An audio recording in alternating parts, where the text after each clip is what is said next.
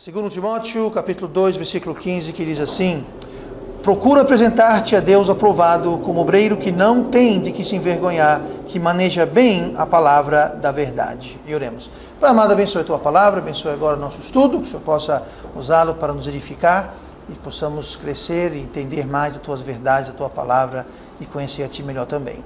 Ajude a mim a trazer a mensagem, a aula esta manhã, e que o Senhor possa me abençoar dando-me do teu poder. Nós pedimos isso em nome de Jesus. Amém. E vamos sentar esta manhã e hoje nós vamos continuar falando sobre as ramificações da teologia. E a segunda parte, a última semana nós fizemos um estudo panorâmico das ramificações e, de modo geral, as ramificações que nós vimos a semana passada, desde o ateísmo, que é meio irônico, sendo que estamos estudando teologia e alguém que é ateu não crê em Deus, não acredita em Deus, então... Mas pegamos desde o ateu, o catolicismo, as várias teologias reformadas, a liberal, a protestante, a conservadora, etc. e tal, até a teologia neo-ortodoxa, que é a mais moderna. Todas elas estão, em grande parte, erradas. Então, veja bem, eu não estou dizendo aqui que tudo que essas pessoas creem, que seguem estas teologias, que tudo que elas creem é errado. Eu vou dar um exemplo. A Igreja Católica acredita que Jesus Cristo é o Filho de Deus. Isso é correto, nós cremos nisso. A Igreja Católica acredita que Jesus Cristo nasceu virginalmente de Maria. Nós também cremos nisso. Então, não quer dizer, só porque eles têm o sistema teológico está errado, não quer dizer que tudo que eles propagam está automaticamente errado. Estamos falando aqui de teologia sistemática, ou seja, o sistema teológico, a forma, a estrutura, o molde, o ângulo de se aproximar, de abordar a palavra de Deus está errado. Uns mais, outros menos. Mas não quer dizer que tudo 100% em cada um que se encaixa na teologia, essas teologias que nós vimos, vai estar tudo 100% errado e é errado do começo ao fim. Não, tem muita coisa que nós compartilharíamos, como eu falei até da questão da teologia católica romana. Tem coisa lá que a gente acredita, tá? Mas é claro, não quer dizer que nós concordamos com tudo e nós não apoiamos aquilo. Então, nós estamos vendo sistemas, tá? Teologia sistemática, sistemas de abordar a palavra de Deus. E o problema com esses sistemas é que se a abordagem está errada, consequentemente todas as doutrinas que são oriundas, que saem dessa abordagem, também vão estar erradas. Porque a abordagem está errada, o método está errado, o sistema utilizado está errado, então você vai ter erros que vão ser resultados desse modo errado de se abordar e pensar nas Escrituras. Então, isso foi semana passada. Hoje nós vamos ver um sistema teológico que é mais perto, digamos assim, do que nós subscrevemos. E nós vamos ver esse sistema e depois nós vamos ver também o problema de você ir além do sistema. Nós vamos ver hoje quando você leva uma coisa além do que deve ser. Eu sempre falo que a palavra de Deus, nós não precisamos ficar aquém e nem ir além. Temos que ficar na perfeição, no completo, no equilíbrio, naquilo que é perfeito. Não adianta você levar uma coisa para o extremo que você acaba entrando em erro do mesmo jeito que aquela pessoa que fica sem chegar lá. Então, olhe comigo essa palavra que nós temos aqui, a palavra procura. Como nós vimos semana passada, a palavra procura quer dizer se esforce, se espeça, faça acontecer, corra atrás, estude, busque, aprenda. Mas procura o quê? Apresentar-te a Deus aprovado como obreiro que não tem de que se envergonhar, que maneja. Essa palavra maneja bem, essas duas palavras, elas são interessantes. Na realidade, no grego em que foi escrito o Novo Testamento, maneja bem é a tradução de uma palavra que foi traduzida em maneja bem. Essa palavra é orthotomeo. A palavra orthotomeo é uma palavra que é feita de duas partes, ortho e tomeo. Ortho nós temos orto, de ortodoxo, ortodontia, ortopedista. E essa palavra orto, ela significa reto. Tá? Tanto num senso de ser reto como uma flecha, reto como uma régua, como ser reto moralmente, ser uma coisa correta, uma coisa não errada. Tá? Então, essa palavra orto, que é orto, que a gente deriva várias palavras no próprio português que denota retidão, física ou moral. E a palavra tomel é a palavra cortar. Mas não cortar como você cortaria madeira. Chega lá com o machado e sai cortando. Seria um cortar mais preciso. Seria um cortar como talvez um cirurgião faria um corte. Tá? Uma coisa mais precisa, com mais cuidado, com mais precisão, mais cuidado. Tá? Então aqui quando está falando do ortotomel, esse maneja bem, quer dizer você saber cortar ou você saber dividir. Esse tomel quer dizer cortar, mas ele também implica em você cortar no sentido de dividir. Você cortar, por exemplo, alguma coisa no meio. Tá? Então você tem um corte, não é um corte de qualquer jeito, você corta uma coisa com cuidado, com propósito. Tá? Então aqui nós podemos dizer que maneja bem, quer dizer você cortar bem, você saber dividir, você saber separar, você saber compartimentalizar, você fazer um corte. Você pega, por exemplo, um frango. Tá? Você pega um frango, o frango está morto, você não chega lá e sai cortando ele, não. Você sabe que tem que separar a coxa da contracoxa e saber cortar. Não é só simplesmente pegar e sair cortando. Como um peixe, você pega um peixe, você não vai sair cortando um peixe de qualquer jeito, pegando um machado e sair retalhando. Não é você retalhar, é você tirar o filé do peixe, ou fazer o corte do peixe, de modo que seja adequado e útil e próprio para assar, fritar, enfim, o que você quiser fazer. Então essa palavra maneja bem quer dizer isso. Está lidando aqui, falando exatamente sobre você saber dividir corretamente, separar corretamente o quê? A palavra da verdade. E é aqui justamente que vem a questão da teologia sistemática. Teologia sistemática, tanto os sistemas que nós vimos semana passada, como os sistemas que nós vamos ver hoje, eles são tudo a ver com a divisão correta, com a separação reta, correta, da palavra de Deus. E quando você não sabe dividir bem a palavra de Deus, você não sabe manejar bem a palavra de Deus, você entra em erro. Como semana passada nós vimos vários erros. Quando você tira a autoridade da Bíblia, quando você coloca a autoridade da Bíblia em uma pessoa, ou em escritos humanos não inspirados, ou você começa a olhar para a Bíblia e começar a ter o que é conhecido como teologia do pacto, onde você pega coisas do Velho Testamento, quer aplicar para os dias de hoje, e o resultado é o mais gritante e óbvio, é quando você confunde, você junta, você acha que Israel é a igreja hoje, e a igreja hoje é Israel de antes. Isso não está na Bíblia. Mas quando você não divide direito a palavra de Deus, você não maneja bem, você não faz aquele corte preciso, aquele corte correto, aquele corte correto, reto, preciso, você acaba gerando sistemas de teologia, gerando doutrinas que nunca vão bater com a Bíblia e, o interessante, nunca vão bater uma com as outras doutrinas que saem daquele sistema de teologia. Ou seja, um sistema teológico falho vai ter contradições.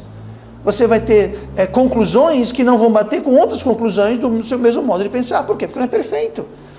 Tá? Então, uma coisa que é correta, tudo vai sempre ter uma sintonia, uma harmonia, e vai tudo fluir perfeitamente, não vai ter brechas, não vai ter contradição, não vai ter discrepância. Então, é isso que nós temos que ter cuidado. Nós temos que ter cuidado para dividir corretamente a palavra da verdade, porque senão a gente passa vergonha.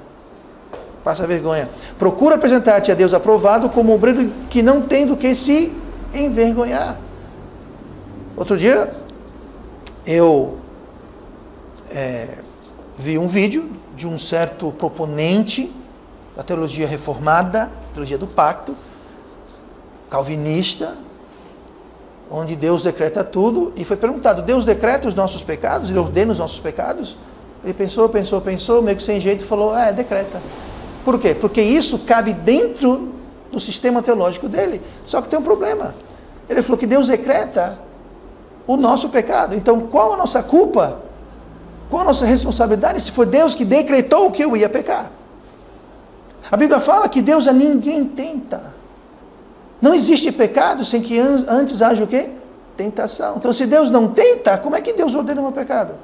Então, você vê que cria um problema grave, em que ou a Bíblia está errada, ou Deus é mentiroso. É a conclusão que chega quando você usa argumentos oriundos de teologias ou sistemas teológicos que não são corretos, não são corretamente divididos. Aí você cai naquela história, é sempre assim, é mistério, é uma coisa que não é explicada. Não, eu entendo, mais uma vez, falamos isso outro dia, existem temas da Bíblia que a Bíblia não trata abertamente, mas tem coisas que ela trata. Então, quando a Bíblia se contradiz, não é mistério, é um erro. Quando a Bíblia está dizendo que a sua doutrina está errada, então não é um mistério, é um erro. Tá? Então, a gente tem que ter muito cuidado com isso. Então, nós vamos hoje ver um sistema que corretamente divide, que faz essa ortotomeia, essa divisão correta, precisa da palavra de Deus. E esse é o sistema teológico conhecido como teologia dispensacional. A teologia dispensacional, e nós vamos ver sobre teologia dispensacional, e nós vamos ver, como eu disse, um panorama apenas. Não vamos entrar a fundo, como não fizemos semana passada. E depois de ver essa teologia dispensacional, nós vamos ver sobre os hiperdispensacionalistas. São aquelas pessoas, como eu disse, que vão além da coisa. Tá? Eles começam, eles vêm no caminho certo, mas aí gostaram da coisa e foram embora e entraram em outro erro, em que passaram do ponto, digamos assim. Tá? Então, vamos ver isso aí. O que quer dizer, então, teologia dispensacional? A palavra dispensacional, ela se refere ao processo de administração. O processo de como você vai administrar a interpretação da palavra de Deus. É um sistema de como você vai ser digamos, um mordomo da palavra de Deus. E não só nós, pessoalmente, mas como a humanidade. Como que Deus dispensou, através da história da redenção do homem, desde Adão até a atualidade, e entrando no milênio também, como que Deus vem dispensando, como Deus vem se relacionando a cada uma dessas épocas. E esse sistema de dispensação, ele reconhece sim a distinção e diferença que há entre Israel e a igreja. E quando eu falo igreja, me refiro à igreja local, não à igreja invisível, não à igreja com I maiúsculo. Essa igreja nunca existiu, ela não existe, mas ela vai existir. Ela vai existir quando? Quando houver o arrebatamento, quando todos os salvos, todos os santos, todos os crentes, de todos os locais e todos os tempos, porque os mortos serão ressuscitados e glorificados, e aqueles que estão espalhados ao redor do mundo, no Japão, na China, na Alemanha, no que seja, todos vão ser arrebatados, levados, e todo mundo vai estar junto. Aí sim vai ter o quê? Uma eclesia. Eles foram convocados para o mesmo lugar. Aí sim haverá a igreja com I maiúsculo, a igreja, digamos assim, universal de todos os crentes. Porque falar que existe hoje a igreja universal de todos os crentes, onde é que ela está reunida? Porque eu estou aqui. Tem irmão que está em outro estado, outra cidade. Temos irmãos que estão em outros tempos, futuro e passado. Então, se uma igreja é um ajuntamento, uma convocação, então essa igreja não existe, porque para existir, tem que todos estarem juntos, convocados no mesmo lugar, na mesma hora. Isso só vai acontecer na realidade quando? No arrebatamento. Tá? Então, essa teologia dispensacional, ela reconhece, uma das coisas, ela reconhece a distinção entre igreja e Israel. E ela fala que, por toda a história da humanidade, Deus tem dado ao homem revelações e comandos específicos para cada uma das dispensações. Então, a cada passo, Deus tem tido uma dispensação diferente, e Ele tem agido e comandado e revelado ao homem coisas diferentes que são acumulativas, e elas se complementam, mas não se contradizem. Por exemplo, alguém que segue o sistema teológico dispensacional acredita que Deus trabalhou através do homem de várias formas, mas a salvação sempre foi pela graça. Pessoas que criam na teologia do pacto, da teologia reformada, eles ensinam coisas como, no Antigo Testamento, as pessoas eram salvas por obras, pelas obras da lei. Ora, isso é um problema, porque nós temos aqui no Novo Testamento dizendo que nenhuma carne será justificada, lá em Gálatas, pelas obras da lei. Ué, se está dizendo que nenhuma carne será justificada pelas obras da lei, como é que eles estão dizendo que no Antigo Testamento? Ah, mas isso é no Antigo Testamento, isso aqui é no Novo. Ah, mas a palavra de Deus fala que Deus não muda, mesmo ontem, hoje e sempre. A palavra de Deus sempre existiu. Então, a palavra de Deus não vai se contradizer do velho para o novo, não há contradição. Porque, na realidade, ninguém foi salvo no Velho Testamento através de obras, ou por cumprir a lei, porque a lei não foi dada para salvar, ela foi dada para apontar. Então, entendam, como há grandes diferenças nos sistemas teológicos. E o importante é a gente identificar isso, porque a gente vindo uma doutrina que é oriunda de um sistema teológico errado, você pode garantir, ter certeza que haverá erro naquela doutrina, simplesmente pela origem dela, pelo fato de que ela foi concebida de um modo equivocado. Tá? Que já aqui vou falar pessoas que defendem que no Velho Testamento as pessoas eram salvos pelas obras da lei. Alguém já ouviu alguém falar isso? Tá? E tem muita gente por aí. Então a gente já sabe, quem subscreve a isso não segue um sistema teológico de dispensações. Não segue, mas vamos prosseguir. E o homem também testa, o homem é testado a cada dispensação de forma diferente. Então Deus ele dá ordens, Deus ele dá comandos, e Deus então vê a reação do homem. Ele vai testando o homem de forma diferente a cada uma dessas. Então, as dispensações são administrações diferentes do plano de Deus, do mesmo plano de Deus. Não é que o plano de Deus muda a cada dispensação, o plano de Deus é o mesmo, mas Deus ele dispensa, ou Deus administra esse plano para nós, a humanidade, de forma diferente a cada dispensação. Então, a salvação sempre foi pela graça por meio da fé. Sempre foi. Isso foi para Adão e Eva, e vai ser para todo mundo de lá para cá. Não tem diferença nenhuma nisso daí. Dispensacionalistas, eles reconhecem certas dispensações.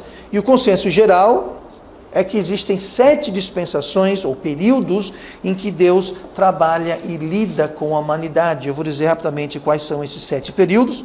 Primeiro é o que é comumente chamado como o período da inocência. O período da inocência ele vai desde Gênesis capítulo 1, versículo 1 até Gênesis 3 e versículo 7. Você fala, pastor, o que acontece em Gênesis 3, capítulo 7? Bom, Deus anuncia o dilúvio, que é a segunda dispensação, que é a dispensação da consciência. Então, veja bem, nós temos a dispensação da inocência, de Gênesis 1 a Gênesis 3, versículo 7, e aqui está tratando antes do pecado de Adão e Eva. Tá? Nós temos a segunda dispensação, que é a dispensação da consciência, que é o da queda até o dilúvio, tá? Que vai de Gênesis 3, 7 até 8, 22, que se trata justamente do período onde o homem caiu, né? Do 1 até o 3 é a criação do céu e a terra, aí nós temos a criação do homem, e aquela coisa toda, até onde Eva é tentada, né? Pela serpente, ela come, dá para o fruto do seu marido, Adão tomando fruto e a queda. Tá? Então, esse primeiro período é a inocência. Desse período em diante tem a consciência que vai da queda até o dilúvio, que vai até capítulo 8, versículo 22. Aí de Gênesis 9 a Gênesis 11, 32, nós temos o governo humano, que é estabelecido após o dilúvio. E após o dilúvio nós temos o quê? Nós temos o governo humano, mas é um governo humano corrupto, cruel e perverso, que é quem? É Nimrod, Babilônia, Torre de Babel, aquela coisa toda. Aquilo é a dispensação do governo humano. Aí, até Gênesis 11, nós temos Gênesis 12, que é o da promessa. O que acontece em Gênesis 12? Gênesis 12, nós temos Deus chamando e prometendo a Abraão. É conhecido como a dispensação da promessa que foi estabelecida com Abraão. Isso vai até Êxodo 19. E versículo 25, quando tem então a dispensação da lei. O que acontece em Êxodo 20? Êxodo 20, nós temos a lei que é dada a Abraão, é justamente conhecido como a dispensação da lei estabelecida com Moisés. E essa dispensação da lei vai de Êxodo 20 até Atos, capítulo 2, ou qualquer um dos evangelhos, dependendo de quando começou a igreja. Tá? E isso é conhecido como a dispensação da lei, tá? Que é justamente da lei dada a Moisés até a igreja. E aí a gente pode ter uma conversinha daqui a pouco sobre quando exatamente começou a igreja, quando que nasceu a igreja. E vamos falar sobre isso quando falarmos mais tarde dos hiperdispensacionalistas. De todo modo, de Atos ao início da igreja, nós temos então a dispensação da igreja, ou a dispensação da graça, onde foi iniciada a igreja. Existe um consenso não muito correto que a igreja foi iniciada em Atos capítulo 2, lá em Pentecostes. Tá? Existe um problema. Ali não foi iniciada a igreja, porque havia uma igreja já existente antes disso. Era a igreja pastoreada pelo Senhor Jesus, pastor Jesus. Ele começou a juntar a sua igreja nas margens do mar da Galileia, chamando Pedro, Tiago e João num barquinho, aquela história toda, vocês conhecem. Mas, então, o consenso mais correto é que Jesus começou a igreja dele. Ele falou, eu edificarei a minha igreja. Então a igreja começou ali. Tem gente bem intencionada que diz que é em Atos capítulo 2. Eu não vou argumentar, mas fica alguma coisa aí no meio. Pessoalmente, nós cremos aqui que ela começou com o ministério de Jesus Cristo, quando ele foi batizado por João Batista, iniciou seu ministério convocando e juntando pessoas. Não era uma igreja fixa, mas uma característica da igreja não tem que ser fixa, não tem que ter um CNPJ, não tem que ter um endereço. Era uma igreja na época interinante, né? Ficava viajando para cima e para baixo, para um canto para o outro, mas era uma igreja, porque era uma convocação, era uma assembleia convocada de pessoas salvas e batizadas. Então, tem aí então essas 6, e a 7ª, que vai de Atos 2, o início da igreja, vai até Apocalipse 20, tratando dessa época aqui. Aí, e no capítulo 20 de Apocalipse, nós temos então a dispensação do reino, que vai ser quando Jesus vai ter o reino de 1000 anos aqui na terra. É a 7ª dispensação. Então existem essas 7 dispensações, que são divisões dispensacionais, como Deus ele administrou de forma diferente o mesmo plano. E, claro, no meio desse plano havia salvação pela graça, por meio da fé, que isso não mudou nunca, sempre foi a mesma coisa. Então, é importante a gente, como eu disse, nunca ir além nem ficar aquém de nada. E um resultado perigoso que tem surgido são pessoas que elas vão além e criam um erro, como é o exemplo da nossa próxima teologia sistemática que nós vamos ver, que é a teologia hiperdispensacionalista. Hiper por quê? Ela vai além. Ela passa e ela traz grandes erros. Por exemplo, os hiperdispensacionalistas, eles não reconhecem, veja só que aberração, eles não reconhecem que a igreja começou em Atos, capítulo 2, até tudo bem, nem eu, tá? Mas eles também não reconhecem que a igreja começou nas margens do Mar da Galileia, quando Jesus começou a juntar os seus discípulos e apóstolos e começou a juntar a sua igreja. Eles não aceitam que a igreja começou de fato ali. Eles sequer reconhecem que o Espírito Santo teve nada a ver com o início, o empoderamento da igreja lá em Atos capítulo 2. Não vou dizer que ali houve o início da igreja, houve o empoderamento do Espírito Santo. Isso nós sabemos, que Jesus falou em Atos capítulo 1, versículo 8, que eles deveriam esperar a virtude ou o poder do Espírito Santo para depois ir começar igrejas. Então ali houve empoderamento para eles começarem outras igrejas, além daquela que Jesus já havia começado. Tá? Então, mas eles sequer aceitam isso. Para o ultradispensacionalista, eles inserem uma outra dispensação. Nós vimos aqui essas 7, eles inserem uma outra dispensação, em que eles afirmam que a igreja só começou após a prisão de Paulo em Roma. Aí você fala, exatamente, Eles dizem que a igreja real, verdadeira, só começou lá em Atos, mas não em Atos 2, mas só quando Paulo chegou preso. Ele já saiu prisioneiro de Israel, lembrando, lá de Jerusalém, ele foi preso em Jerusalém, apelou a Agripa, apelou a César, mas ele ficou preso, não foi mais libertado. Ele chegou a Roma, mas ele já estava preso. Mas eles dizem que quando ele estava preso em Roma e recebeu os judeus, ele estava em prisão domiciliar no começo, foi ali que a igreja começou.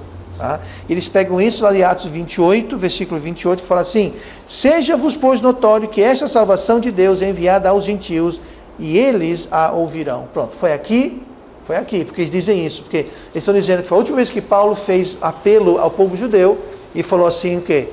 Que a salvação de Deus é enviada aos gentios. Pronto, é nesse momento aqui, Atos 28, 28, que a igreja começou. Tá? É um problema? Por quê? Porque eles estão rejeitando algumas coisas, estão negando outras, estão cometendo o mesmo erro dos outros sistemas teológicos que nós vimos semana passada. Em vez de ficar aquém, eles estão indo além, e como sempre, aquém ou além, você gera doutrina errada, que vai ter os seus impactos. Então, quando Paulo disse aos judeus em Roma, quando finalmente, pela última vez, Paulo teve o evangelho rejeitado, a apresentação que ele deu ao evangelho, que eles rejeitaram, então Paulo falou, agora vai para os gentios. Mas, na verdade, Pedro já havia ido para os gentios lá em Cornélio, no começo de Atos. O próprio Paulo já havia começado várias igrejas onde ele ia, onde haviam o quê? Gentios. Timóteo, o discípulo de Paulo, digamos assim, o seguidor de Paulo, o filho da fé de Paulo, Timóteo era o quê? Era gentio. Então, eles dizem aqui que só foi em Atos 28, 28 que o evangelho foi dado aos gentios e logo marca o começo da igreja. Não faz um pingo de sentido, mas eles chegam a essas conclusões. Por quê? Porque eles estão usando o sistema errado. Então, esse sistema de hiperdispensacionalismo, ele começou relativamente recente, tá? Começou com um tal de Ethelbert Bullinger, que foi um anglicano. Anglicano é o quê? Anglicano é um protestante, é uma espécie de um evangélico, mas que saiu das igrejas reformadas. Tá? Mas ele foi o primeiro dos ultras dispensacionalistas. Foi ele que começou a trazer essas teorias, essas histórias. E como a gente sabe, erro puxa erro, e com esses erros todos eles acreditam, como eu disse, no começo tardio da igreja, um começo mais depois. E o problema não é tão somente que eles creem nisso, o problema é como eles chegaram a crer nisso, que gera outros problemas. Como eu disse, é o sistema teológico que é o problema, é a raiz. A gente não tem que se preocupar com as folhas ou com os frutos. Você quer resolver o problema? Você vai na raiz do problema. Você corta uma folha, corta um fruto hoje, amanhã tem outro. Você tem que ir na raiz, tá na raiz. E o problema com sistemas de teologia errados é que a raiz está errada. E se a raiz está errada, o sistema está errado, você vai sempre estar botando folha e fruto equivocado. Por exemplo, por crer que a igreja começou lá em Atos 28, 28, eles enxergam a igreja em Atos, ou seja, o que nós diríamos que foi o começo da igreja, eles enxergam aquilo como uma igreja hebraica ou judaica, separada da igreja de verdade, a igreja do mistério que Paulo chama. Por que ele acha isso? Jesus era o quê? Hebraico. Os apóstolos e os discípulos e os primeiros membros da igreja que Jesus começou eram o quê? Judeus, hebraicos, judeus. A igreja de Jerusalém era basicamente composta de quê? Judeus. Lá em Atos 2:2, quando teve Pentecostes, a gente vê ali pessoas de várias nações, judeus e prosélitos. O que é um prosélito? É alguém que se converteu ao judaísmo. Judeu é alguém que nasceu judeu, é judeu por nascimento, digamos assim. Prosélito é alguém que se converte ao judaísmo. Então, foi acrescido a igreja naquele dia. Quantas mil almas? 3 foram batizados, todos eram o quê? Judeus. Então entenda, no começo da igreja era uma igreja composta de judeus, mas não era uma igreja judaica. Eles fazem essa distinção. Porque agora não tem mais judeu ou gentil, grego ou bárbaro, mas todos são um em Cristo. Mas eles fazem a distinção, eles acham que aquela igreja era uma igreja hebraica. E somente as epístolas que Paulo escreveu da prisão estão se referindo à igreja de verdade. Ou seja, os evangelhos não tratam de nós. Não é para a gente, é para aquela igreja hebraica. Certo? Diga uma coisa, Lucas era judeu? Lucas era gentil. Ou seja, está tudo complicado. Eles simplesmente desligam, fecham o olho para um monte de coisa para sustentar esse ponto que eles estão martelando. O que mais eles creem? Eles creem que os livros de Pedro, Tiago, Judas e Hebreus e as epístolas de João são dirigidas à igreja hebraica e não ao corpo de Cristo, que seria essa igreja diferente. Então eles começam a criar um Novo Testamento. São 3 testamentos. Tem o Velho, tem o Novo e tem o Novo, porque metade do Novo é para uma igreja hebraica que não existe e o Novo é para a igreja de Jesus. Você vê a bagunça que fica? Mas tem gente que crê nessa bobagem, gente. Desculpa se ofende alguém, mas é bobagem, não faz sentido. Eles creem, ainda mais, que a igreja judaica foi construída sob as promessas do reino, e que essa igreja judaica, que não existe mais hoje, vai voltar a existir durante o reino milenar, quando o povo de Israel vai ser redimido durante a tribulação, e essas epístolas, os evangelhos, por exemplo, que são para essa igreja judaica, vão ser construídas sob o reino de quando Jesus vir pela segunda vez, depois da tribulação, arrebatamento e tudo mais. Onde que eles tiram isso? Eles tiram isso de uma raiz, de um sistema de abordagem bíblico errado. E eles não têm como voltar atrás, porque se voltar atrás em um ponto, eles vão ter que retrair todos os demais pontos, e essa teologia hiperdispensacionalista vai o quê? Vai implodir. Ela vai deixar de ser. Então, não pode acontecer. Não pode acontecer. Então, eles ficam mantendo isso. De acordo... E essa igreja judaica, que vai ser estabelecida no reino milenar, vai voltar a fazer sacrifícios. Onde que fala que no reino milenar vai ter sacrifícios? Não vai ter sacrifícios. O único sacrifício, uma vez por todas, foi feito na cruz por Cristo. Os sacrifícios de antes eram representando, simbolizando o Cordeiro de Deus. O Cordeiro veio, derramou seu sangue, foi o sacrifício, acabou, não tem mais. Eles acham que vai ter, devido a esse fator hebraico-judaico que há nessa igreja que eles inventaram, Deus sabe lá de onde. Tá? De acordo com eles, também, os 4 evangelhos são apenas para os judeus e não tem influência nenhuma sobre a igreja. Aí se você parar para pensar o impacto real que isso tem, se você simplesmente cortar os 4 evangélicos, tudo que tem neles, e falar, não é para igrejas hoje, fica uma coisa realmente muito confusa. O livro de Atos trata de uma igreja diferente, não do corpo de Cristo. Ou seja, não é uma igreja nem a judaica e nem o corpo de Cristo. É uma terceira igreja, ou seja, uma terceira dispensação. Então eles inseriram aí a dispensação da igreja judaica, que vai acontecer no reino, e não agora. Tem essa outra dispensação da igreja de Atos, que é uma igreja que não é nem de uma nem de outra, e tem a igreja que somos a igreja de Jesus Cristo, que é agora. Então, você vê, eles inseriram dispensacionalistas, eles têm o quê? Em modo de regra, 7 dispensações gerais. Eles têm 9. Por quê? Criaram mais 3. Então, eles pegaram o termo dispensação e saíram criando dispensações que não estão na Bíblia. Então, estão recortando. Eles estão fazendo o quê? Eles estão dividindo, cortando, não ortometicamente, se eu puder misturar o grego com o português, não de forma correta, mas de forma errada. Eles estão cortando demais, estão retalhando a coisa. Isso vai gerar erros, é claro. Eles creem, como disse, só as epístolas de Paulo na prisão, que são direcionadas para a igreja de hoje, que é a igreja mistério, que Paulo se refere. Mas ele se refere à igreja mistério, era a igreja, que realmente era um mistério.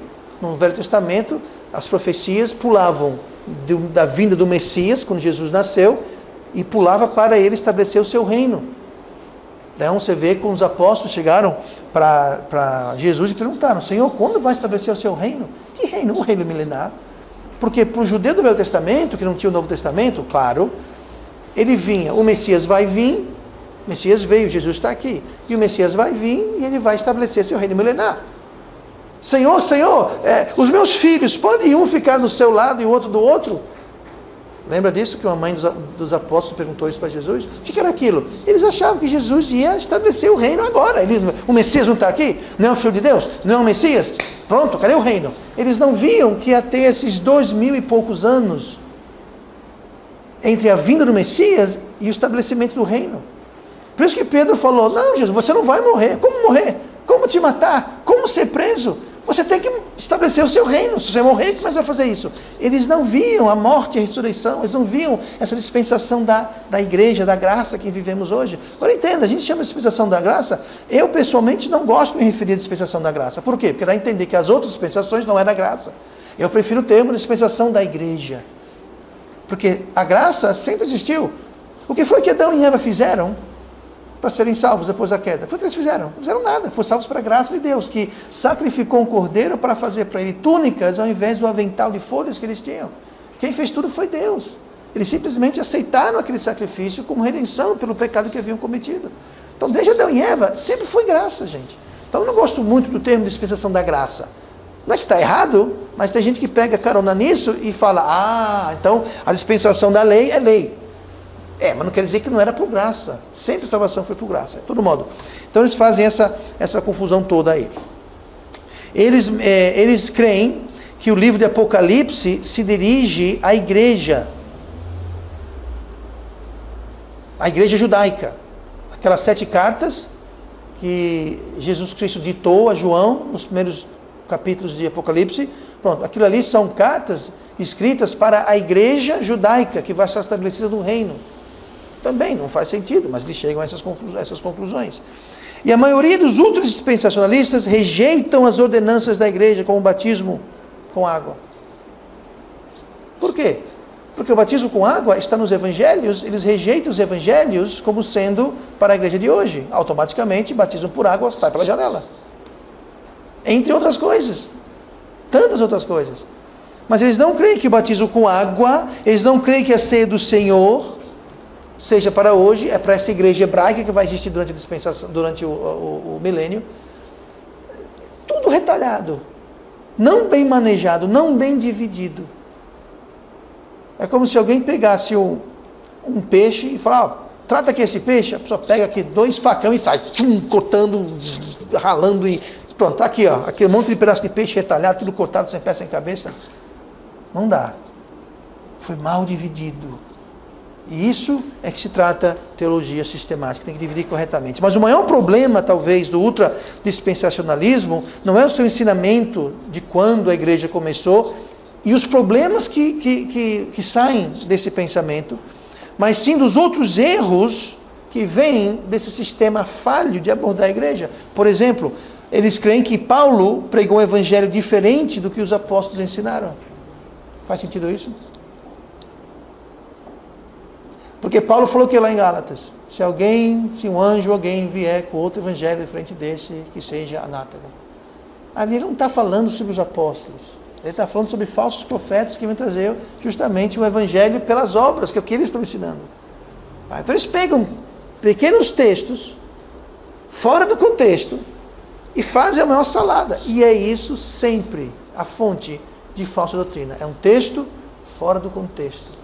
E quando você começa a cortar a Bíblia errada, você está cheio de fora do contexto. Eles creem também no sono da alma, ou seja, depois que a pessoa morre, a alma ela vai dormir, fica num estado não consciente, e ela então é ressuscitada, digamos assim, para ser julgada, tá? Que é um erro, tá? Atos capítulo 16, a gente vê lá no livro Lucas 16, onde tem Lázaro, o homem rico, por exemplo. Morreu Lázaro, morreu o homem rico, o Lázaro foi para o Senhor de Abraão, o homem rico foi para o tormento.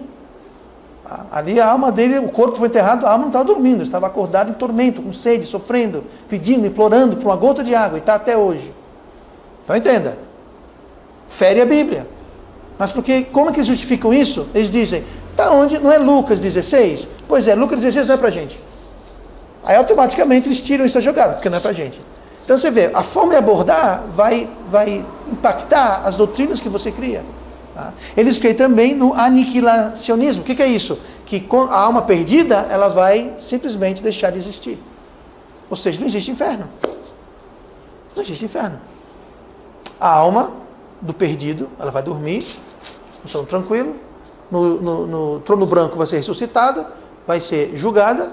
A Bíblia fala que será lançada no lago de fogo. Eles falam que ela será desistida. Não haverá ranger de dentes, não haverá sofrimento, não haverá gemido, não haverá nada. Simplesmente ela vai dormir, vai acordar, ser julgada como pecadora e depois vai deixar de existir. É interessante. Sabe o que praticamente todas as seitas e falsas religiões creem? Nisso. É o diabo querendo tirar da jogada o tormento de um fogo eterno, do inferno eterno. Tira isso. A Igreja Católica, por exemplo, a Igreja Católica não crê no tormento eterno.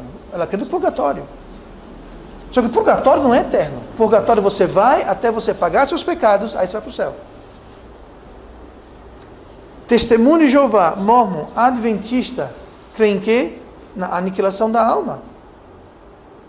O perdido morreu, desapareceu. O espírita crê no fogo eterno? Não, você reencarna.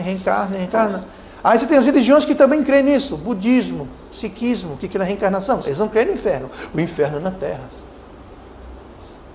As únicas 3 religiões que creem no inferno eterno é o judaísmo, o cristianismo e o islã. Que interessantemente estão ligados. Interessante. Como estão ligados? Bom, o judeu fica aquém porque não aceita o Novo Testamento, não aceita o Messias. O Islã está errado porque ele além... Veja bem, o Islã aceita os escritos judeus. É o mesmo que eles têm. Eles até aceitam em parte o Novo Testamento. Só que eles adicionam o quê? O Alcorão, que supostamente foi revelado a Maomé. Então veja bem, eles vão o quê? Vão além. Mas a linhagem é a mesma. Tá? Os muçulmanos é um povo descendente de Abraão, é irmão de Isaac, foi Ismael. Os ismaelitas que são hoje, o que nós temos são os muçulmanos. Então você veja como essa linhagem é única. O judeu está errado, o muçulmano está errado. Por quê? Um ficou aquém, o outro foi além. Mas o cristão verdadeiro, correto? Mas esses 3 aqui creem no quê? Creem no fogo eterno. Todas as outras religiões que fogem, aí tem as seitas pseudocristãs, como os mormons, se chamam o quê? Igreja do Santo de Jesus Cristo dos últimos dias. Jesus Cristo não tem nada a ver com essa história. Então, as seitas pseudocristãs e as outras religiões, todas dizem o quê? Que não há o inferno eterno. Inclusive a Igreja Católica, como eu disse, não crê no inferno eterno. Crê no purgatório. O purgatório é passageiro. Se você for bom católico, você fica lá menos tempo. Se for um mau católico, você passa lá mais tempo. Se for uma pessoa perdida, passar muito mais tempo, mas todo mundo vai acabar chegando no céu. É só o tempo que vai passar pelo purgatório. Tá? Isso estou simplificando aqui de modo geral, mas de modo geral é isso que eles creem. Eles creem também, os hiperdispensacionalistas, eles chegam também a proclamar uma espécie de universalismo. Pastor, o que é universalismo? Pastor, tanto nome novo, aniquilacionismo e o sono da alma, são palavras grandes que não querem dizer nada muito complicado, não. O universalismo simplesmente prega o seguinte: todo mundo vai ser salvo. Todo mundo vai ser salvo. Até o próprio Satanás vai ser salvo. Alguns deles indicam isso. Até o Satanás e os demônios vão ser salvos no final das contas. Como que se chega a tamanha aberração? Tendo um sistema teológico falho, onde você gera erros na interpretação da Bíblia, você cria uma estrutura e você opera dentro daquela estrutura e você cria doutrinas que enrijecem aquela estrutura errada e você fica preso dentro do sistema teológico totalmente falho. E ou você pula fora, ou você fica preso naquilo e gerando mais e mais absurdos, cada vez mais ridículos, que são sustentados por falsas interpretações de doutrinas e não pela palavra de Deus. Por quê? Porque você não soube manejar bem a palavra da verdade, você não soube dividir corretamente. E o resultado é justamente essas falhas, tá bom? Então, isso resume panoramicamente os ultradispensacionalistas. Então, eu quero ver, para terminar hoje, eu quero falar bem resumidamente sobre uma sobre uma outra categoria, subcategoria, digamos assim, de teologia, que é a teologia batista fundamentalista. A teoria batista fundamentalista, ela enfatiza todo o conselho de Deus como encontrado na Bíblia. Ou seja, a gente não tem e não segue gurus. Por exemplo, o hiperdispensacionalista segue esse tal de Ethelbert Bullinger, que foi aquele que bolou essa maluquice em primeiro lugar. Então todo mundo se refere a ele. Ou como os protestantes, que sempre se referem ao quê? A Lutero, Calvino, Zwingli, uma coisa e outra. Literalmente endeusando, gente. Colocando aquilo, eles não admitem abertamente isso, mas eles colocam praticamente ali, ó, para a par com a palavra de Deus. Para a par. Tá? E se você falar alguma coisa contra um deles, é um grande sacrilégio, cuidado com sua vida. Estou exagerando na questão cuidado com a vida, mas eles endeusam. E nós não temos, nós temos a palavra de Deus. 12 anos atrás, quando começamos a Igreja Batista Metropolitana, eu falei isso que eu vou falar agora, venho falando e você me falar, eu não sou autoridade. Não existe nenhuma autoridade sobre a Igreja Batista Metropolitana fora da palavra de Deus. Então, a palavra de Deus é a autoridade daqui. Então, essa é uma marca da teologia batista fundamentalista. E você pensaria que isso seria normal para toda espécie de igreja, mas não é. Você vê muitas vezes a declaração doutrinária de uma igreja, vai dizer assim: nós aceitamos a palavra de Deus como uma palavra inspirada e ela é a palavra final para todas as questões de blá, blá, blá, blá, blá. Tá lindo, mas na prática, o que a matriz manda vale. Na prática, o que o fulano disse. Na prática, os estatutos da igreja. Por exemplo, onde é que está na Bíblia dizendo alguma coisa sobre a igreja eleger um pastor? Capítulo e versículo, por favor? Não tem. Onde é que fala que uma igreja pode expulsar um pastor, a não ser por o pastor se desqualificar? Segundo a palavra de Deus.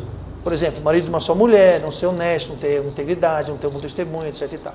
Mas fora isso, não, pastor, nós cansamos da sua cara, vamos ter um voto para trocar de pastor, porque a gente não gostou da sua cara. Tem igreja que faz isso. Não é um problema doutrinário, não é um problema moral que o pastor tem, simplesmente não estamos gostando mais da sua pregação, pastor. Você está muito exagerado, muito fanático com essa história. É bíblico, não interessa, a gente não quer mais o senhor. Pronto, vamos voltar aqui. Onde é que tem igreja que faz isso e está perfeitamente permitido nos estatutos da igreja? Onde é que tem na Bíblia dizendo que uma outra igreja pode determinar o pastor que vai entrar, sair, mudar, ficar quanto tempo? Onde é que tem isso? Não tem. Mas tem outra igreja que pratica isso. Onde é que fala que vai ter um grupo de pessoas responsável pela... Onde é que tem? Não tem. Ou seja, eles podem colocar que a Bíblia é a autoridade máxima, mas na prática não é. E está aí a grande diferença. Tá? A gente crê que a Bíblia é a autoridade final Mas não só que a Bíblia é a autoridade final, a Bíblia é a única autoridade. Não há outra autoridade. Tá? Não tem outra. Não é Bíblia mais. Não é Bíblia mais os estatutos da igreja, mais a confissão de não sei quem, mais a denominação lá que fala que tem que... Não tem nada disso. É a única e total autoridade. E batistas de verdade não são o quê? Não são protestantes. É fácil saber. Vai para uma pessoa que se chama batista, até para um pastor que se diz batista e fala: vocês são protestantes? Somos. Ok, tchau, obrigado. Não quero nada a ver com aquilo, porque batista não tem nada a ver com protestante. Tá? A igreja batista não saiu da reforma. A reforma saiu... De onde saiu a reforma? Da igreja católica. Tá? Então teve essa reforma. E entenda, os reformadores não queriam sair da igreja católica. Todos os reformadores eram padres católicos. Eles queriam ficar na igreja católica. Eles queriam corrigir alguns erros. Eles saíram porque iam ser mortos. Muitos morreram pelas mãos da igreja católica. Tá? Então eles não queriam fazer uma reforma. Eles queriam corrigir alguns erros. E viam erros. Então eles saíram, começaram uma outra linhagem, os protestantes, mas eles manteram muito dos erros da igreja católica, como nós já falamos recentemente. Eles corrigiram os erros, mas mantiveram muito dos erros que não foram corrigidos até hoje. Está aí. Batismo de criança, hierarquia, não ter um governo local e assim por diante. A separação de Estado e igreja não existe. Como eu falei outro dia, na Alemanha, a igreja estatal é a igreja luterana. Por quê? Bom, é Lutero. E assim vai. Então, eles mantiveram muito dos erros. Então, a igreja batista nunca participou da igreja católica, de reforma. As igrejas evangélicas saíram das igrejas protestantes. Por isso que uma igreja evangélica, eles são protestantes. Porque eles saíram da reforma dos protestantes. Aí tem os neo-evangélicos, aí tem as seitas pseudo-cristãs. O que nós temos como batistas históricos, de verdade, eles sempre mantiveram uma linhagem paralela e distinta dessa linhagem corrupta, digamos assim. Tá? E não sempre teve o nome Batista. Aí que está o problema. Nem sempre carregou esse nome Batista. Tiveram outros nomes. Geralmente ligado a um pastor ou ligado à área que eles se encontravam. Mas a doutrina era a mesma. O nome era outro. Tá? Então esse nome se consolidou como Batista, começou com Ana Batista, ou seja, os rebatizadores, porque nós não aceitávamos o batismo da igreja romana, e foram os nossos inimigos, os nossos perseguidores, dos nossos antepassados, que chamavam a gente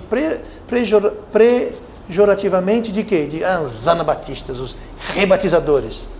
E com o tempo caiu Ana e ficou só batistas. E lembre-se disso. Os protestantes perseguiam e matavam batistas. Não estou dizendo isso para criar animosidade ou briga com amigos e colegas e irmãos protestantes. Eu creio que há pessoas protestantes que são salvos. Não estou discutindo isso e nem quero começar aqui uma guerra. Não, mas entenda, Calvino, Lutero, esse povo todo, eles perseguiam e mataram batistas. Eles não aceitavam essa igreja paralela. Não, por quê? Porque eles carregavam na igreja católica aquela história. Todo mundo tem que vir. Não por livre vontade de escolha, mas porque eles perseguiam e matavam. Lutero, Calvino, eles perseguiam, aprisionavam, matavam crentes que não tinham nome de batista, talvez na época, mas tinham doutrina batista. Mesma coisa que os católicos faziam. Católicos perseguiam também os nossos antepassados. Então, entenda.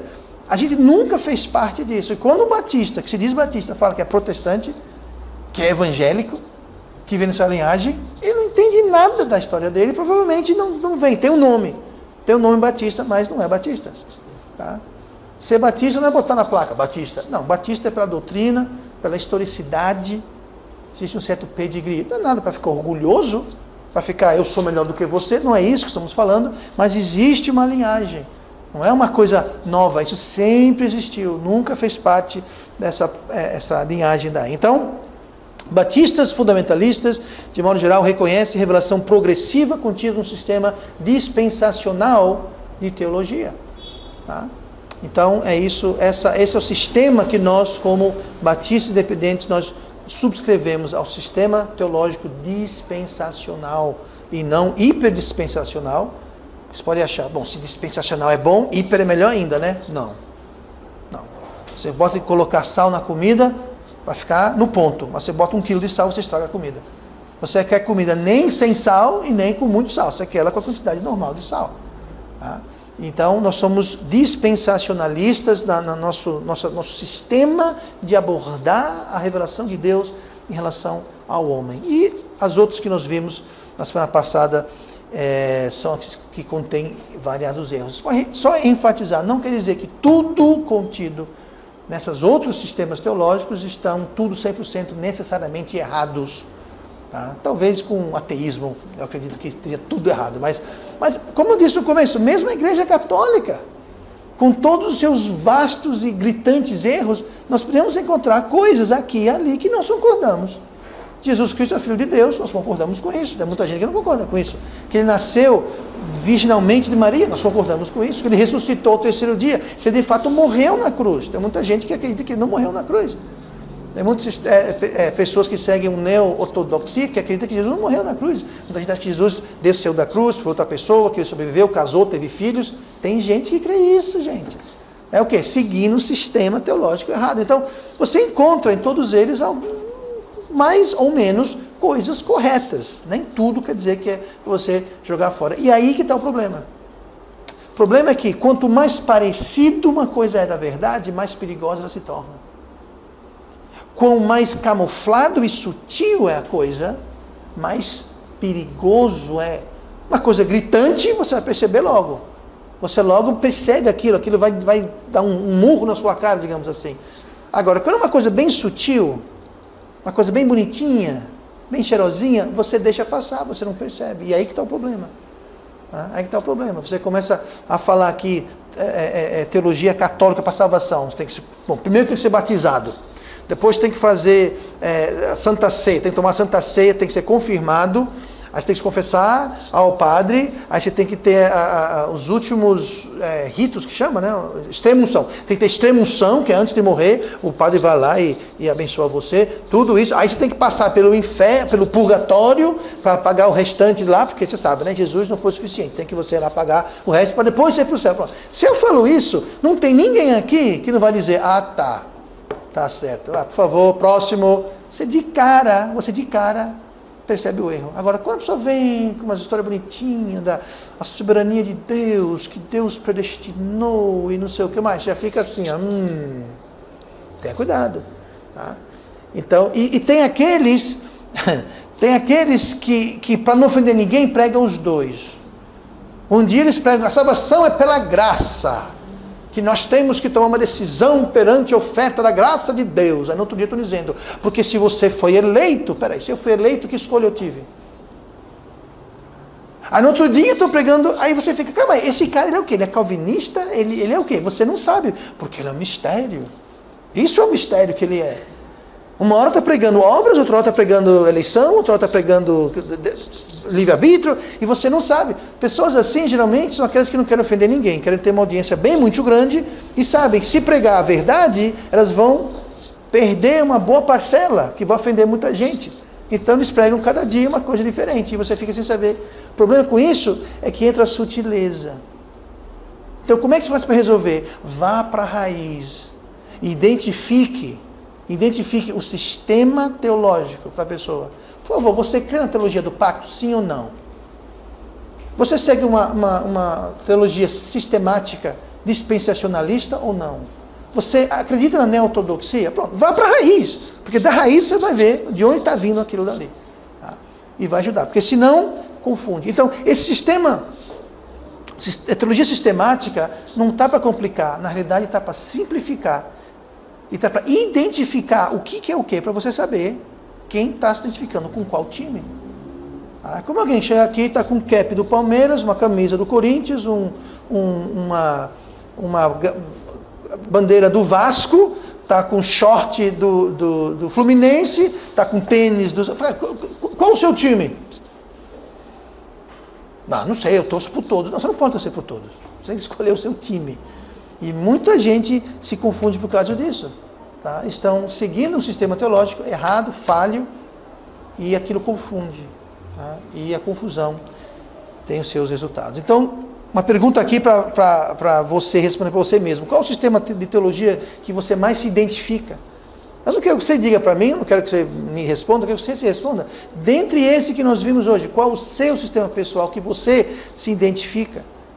Sabendo as estruturas e sabendo a herança, ou seja, de onde está vindo o sistema que você subscreve, vai dar para você perceber o perigo, você vai evitar beber de fonte alheia, fonte poluída, você tomar uma forma defeituosa e você vai poder identificar mais facilmente onde estão os erros, tá bom?